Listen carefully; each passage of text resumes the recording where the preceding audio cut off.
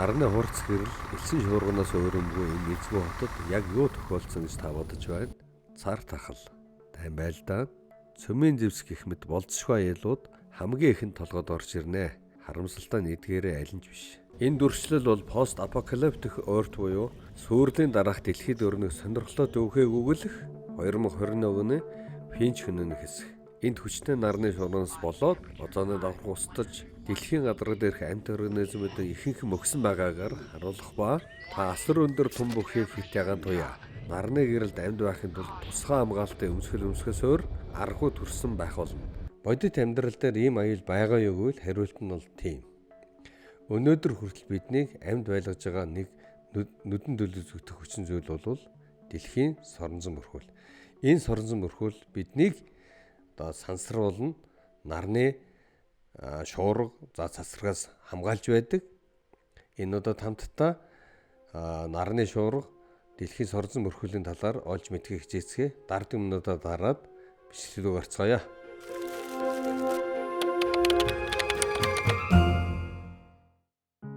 Юунөм дэлхийн соронзон мандлын талаар ойлгохын тулд соронзон орон гээчийг ойлгох хэрэгтэй. Үүний тулд би танаас нэг асуулт асууя. Та Атлантын далай завтайгаа байгаа. Тэгээд танд луужингоос өөр зүг чигээ баримжаалах зүйлгүй үед та хэрхэн дэлхийн газар зүүн хойд тул очих вэ? Тэнд хүрснийхээ дараа аль зүг рүү хараад алхсан үргэлж урд зүг рүү чиглэж байхаар тийм байршил та хэрхэн өрөх вэ? Зарим хүмүүс луужингаа ашиглаад л очино гэж магадгүй. Гэхдээ луужин миний яриад байгаа газар зүүн хойд тулыг яг заадаггүй учраас та луужиндаа найдах юм бол өөр газар утсан байх болно. Соронзон хойд тулд хөрнө. Дэлхийн соронзон орны ачаар. Яах вэ? Луужингийн энэ арга технологи хөгжөөгөө дээр үед хамгийн ашигтай бас ухаал гарга байсан.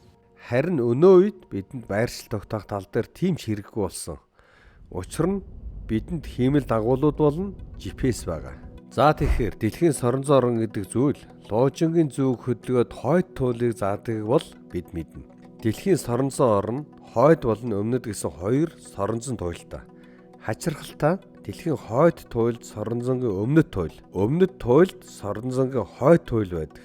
Яг эсрэгээр гэсэн үг.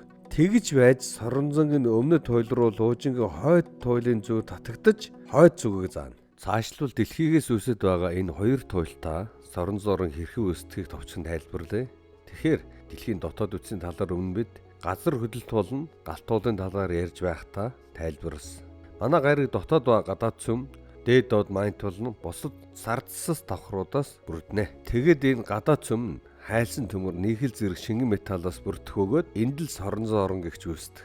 Улмаар саяа хайлсан шингэн металл конвекцийн урсгал гэдэг үзэгдлээр зурагт харагдаж байгаа гогцоог үүсгэн урсдаг хайлбал магм дотоод цөмдөө илүү ойртох тусам их хална. Өндөр хэмтэй энэ магм дээш хөөрч гадагш шахах тусмаа хөрч температур нь багасаад буцаж доош бууна. Дахиад л хална. Дээшлэн гих мэтчлэн үргэлжлэнэ. Үүнээс гадна дэлхийн тэнглэгийн эргэлт саяын гадаад цөмийн шингэн металлын урсгалыг эргэлтэд оруулна. Үүнийг Корейсийн нөлөөг нь яг л сав дотор усын ид эргүүлэн зайлж байгаа юм шиг. Тэгээд конвекцийн урсгал болон Корейсийн нөлөөлийн улмаас хөдөлгөөнтэй урсаж буй шингэн металлын эргэн тойронд асар хүчтэй цахилгаан соронзон орон үүснэ. Нүдэнд үл харагдах энэ цахилгаан соронзон орон дэлхийг нэвтрэн гарч задгаан сансраар тарах нь дэлхийг яг шөхөр мэт өрхө оршдог. Үүнийг соронзон мандлаг нь энэ орны нөлөөг дэлхийн хаанч байсан таны луужингийн зүй мэдэрч танд хойд зүгийг заана. Мөн сансар дэлгэгдсэн энэ орн дэлхийг сансрын болон нарны өндөр энергитэй бөөмсийн шуурганаас хамгаалж цэнхэр гарагт амьдрал үүсгэхэд хамгийн чухал нөлөөг үзүүлсэн. За соронзон мандал бол байгалаас заяасан манай гаригийн өөрийгөө хамгаалах систем. Чухамдаа энэ соронзон орн соронзон мандалгийн зүйл бусад сансрын эргэсүүдэд ч байдаг нарны аймгийн бусад гаригууд дээр наран дээр гих мэт. Яагаад заримдаа соронзон орн, заримдаа цахилгаан соронзон орн гэд байна вэ гэж та гайхаж магадгүй. Үүндээ электромагнетик филд буюу цахилгаан соронзон орн гэхэн зөв бөгөөд цахилгаан соронзон 2 нэг зоосны 2 тал гэсэн үг. Урсаж буй цахилгаан гүйдлийн эргэн тойронд соронзон орн үүснэ манай гариг шиг. Эсвэл эсрэгээр соронзон орноор гүйдэл үүсгэж таны утсыг зайнаас сэнгэлж болно. За наран дотор ус төрөгчийн атом гээлээ болж өөр халуун цөмийн нэгдэх рүү авигдахаас гадна нарыг бүрдүүлж буй янз бүрийн атомудаас сугарч ийш тийшээ шидэгдэн хөдөлсөн цахилгаанаар сэнгэлэгдсэн электронууд нарны соронзон орныг үүсгэдэг. Тэгээд энэ соронзон орн эргээд нарны жижиг бөөмүүдийн урсгалыг хэлбэржүүлдэг. За улмаар энэ урсгалууд нь динамо гэж нэрлэгддэг. Гогцоо хэлбэрээр наран дотор тасралтгүй урсаж, нарны соронзон орныг тасралтгүйгээр үүсгэнэ. Энэ соронзон орн асар их хэмжээний энергийг өөр таагуулж, үүнийг нарны аймагаар нэг цацаж байдаг. Энэ нарны соронзон орн дэлхийг шиг тийм тогтвортой биш. Бас нарны плазма урсгал байн хаашаа могд авалгаалах бөгөөд үүнээс нь болоод соронзон орн нь ч ийш тийшээ мушгирч огцорно. Эмх замбраагүй соронзон орн үүснэ. Үүнээс болоод нарны гадарга орчим хаа нэгтээ том соронзон гогцоо үүснэ. Гогцоо сунаж томорсоор байгаад тасрах юм бол нарны гадаргад байсан плазмыг огторгуугаар нэг цацаж орхидог. Харин энэ гогцоо яг гарч ирж байгаа хэсэгт нарны гадаргын температур арай багасч хар толботой мэт харагддаг. Гэхдээ энэ толб дэлхийгээс ч том байх нь илбэг. Ийм нарны шуурга нь дэлбэрэлт, өндөр энергитэй цацрагын давлгаа гэх мэт олон янз байдаг. Ямар ч тач энэ дэлбэрэлтэн замдаа таарсан нарны салхинд мөрөөрөө тугдж байсан протонуудыг шүрдэж хамаад цааш нь улам уртаснаа. Зарим тохиолдолд хэдэн сая эсвэл тэрбум том плазм нарны гадаргуугаас шавхтуулна. Аягдахыг коронал масс эзэгч нь CME гэнэ. 9 сая км/цагийн асар өндөр хурдтай ийм плазм дэлхийг мөргөхөд дэлхий дээр бараг юу ч мэдрэхдэггүй. Жижигвтер шуургунууд нь бол зарим хиймэл дагуулга гэмтээж, арай долбоог саатуулж, сансрын нисгчдэд аюул учруулж болох ч газар дээр байгаа хүмүүст ямар ч юм хоргүй. Дэлхийн агаар мандлын үе давхрууд нарны шуурганс ирж байгаа эрентхэн болно. Бусад сасруудыг өөртөө шингээж биднийг хамгаалж байдаг. Харин нарны шуурга дэлхийд төрөх үед саяын CME-гээс цэнэгтэй плазм дэлхийн соронзон оронтой мөргөлдөхтөө дэлхийн хойд ба өмнөд туйл руу энергихээр шилжүүлж шуурга үүсгэнэ. Тэгээд нарнаас сэнэглэгдсэн бөөмүүд нь агаар мандал руу унахдаа улаан ногооноор гэрэлтэж үзэсгэлэн туйлын дайг үүсгдэг. За бусдаар нэг онцсон юм болдоггүй. Харин заримдаа наран дээр нарны супер шуурга болдог. Манай нар 11 жил тутамд хамгийн өндөр идэвхжэлтэй болох ба энэ үед нарны супер шуурганууд болдог. Бид 1755-наас хойш 25 дахь нарны ийм цэхлийг тэмдэглэж аваад байна. Энэ үед CME ердийн үеийнхээс хэд дахин хүчтэйгээр цасарч нар дэлхий хоёрын хооронд 150 сая км/цаг туулж дэлхийд хүрнэ. Үүний цогцлтын долгион дэлхийн соронзон орныг хүчтэй шахаж энерги соронзон мандалд өгнө. Хэрвээ CME-гийн соронзон орн дэлхийгтээ зэрэгцэх юм бол ийм сүүлчийн хэлбэртэй болтол нь дэлхийн соронзон орн арагшин сунгаж дээд цэгтэн үргээ тасдахдаа эргэж дэлхий рүү чавхтана. Үүнээс болоод геосоронзон шуурга эхлэх болно.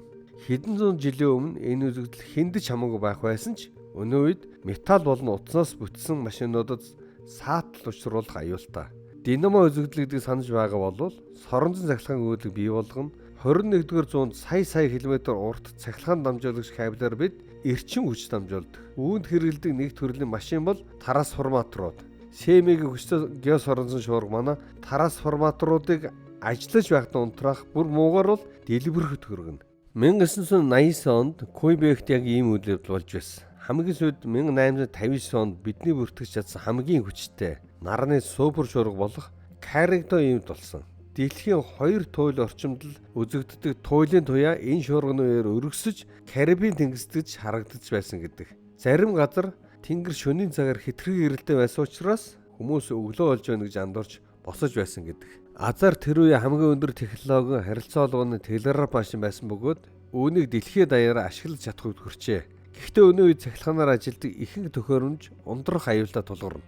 Цахилгааны таслалаас болоод таны амьдардаг байранд ус хүртэл ирэхгүй болохоос эхлээд эмнэлгийн төхөөрөмжүүд ажиллагаагүй болж дэлгүүрийн лангууч хоосрох болно. Эвдэрсэн цахилгаан сүлжээгээс сэргээх хугацааг шаардах хэдиж буцаагаад асаах л болно. Гайхамшигтай нь ийм гамшиг болох гэж байгааг эрдэмтэд илрүүлэнгүүтээ инженерүүдэд бусад хүмүүс мэдэгдээд яг шуурга эхлэх үед урдчилж унтраах гэх мэт арга хэмжээг авснаар саяын аюулаас сэргийлж чадна. Нарны идэвхжил утахгүй болох цэглэл нь NASA-гийн сар руу дахин үйлгээх Artemis хөтөлбөртэй давхцаж магадгүй учраас сансрын нисгчдийн аюулгүй байдал эрүүл мэндэд нь ихээхэн санал зовж байгаач. Хэдийгээр бид нарны аймгийн идэвхтэй болон тогтуу үеүүдийг 250 гаруй жил судалсаар ирсэн ч яг дараагийн нарны идэвхжил хизээ болохыг нарийн таамаглаж чадахгүй байгаа нь нарны доторх таамаглагшиг хөдөлгөөн хөрөлөөтэй холбоотой гэдгийг санах хэрэгтэй. Нарны геофизикийг судлах нь олж нээх маш их юмтай салбар гэгт болно. Цаашлбал Марс гаригийн цөмийн хөдөлгөөн дэлхийхтэй адил идэвхтэй биш учраас тийм хүчтэй соронзон оронгүй улмаар Марсын агаар мандал хэдэн тэрбум жилийн өмнөөс баг багаар дэлхийн озон шиг чухал хэрэгтэй давхаргуудаа алдсаар одоо гадарга дээр асар их хортой цацрагыг сансраас хүлээн авдаг. Энэ нь тус гаргийг гадарга дээр амьд организм олдохооргүй болтол нь ариутгажээ. Тэгэхээр Марс дээр лууж нь ажиллахгүй байх нь. 2003 оны цөм гээд уран зөглөх кинонд дээрх шиг манай дэлхийн цөмийн хөдөлгөөн удаашрч бид соронзон мандлаа алдаж эхэлсэнс болоод озоноо давхархад соорж хүчтэй хитээгийн туяа болно.